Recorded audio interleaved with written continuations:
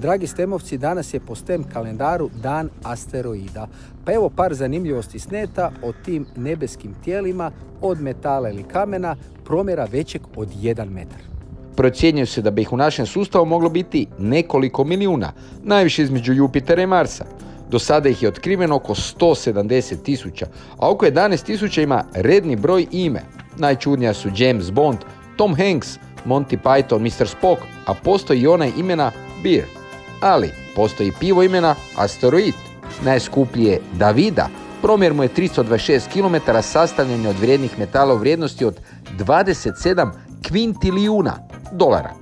Najsmrtonosniji bio je Chicxulub, promjer oko 10 km, koji je prije 66 milijuna godina na području Meksika napravio krater od 180 km te izbrisao oko 75% cijele populacije Zemlje, uključujući i dinosaure.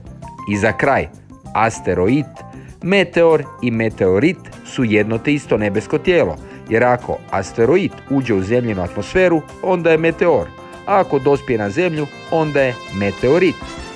Toliko za danas. Učite STEM, budite vrijedni, jer vaše će nas znanje jednog dana, nadam se, spasiti od meteorita.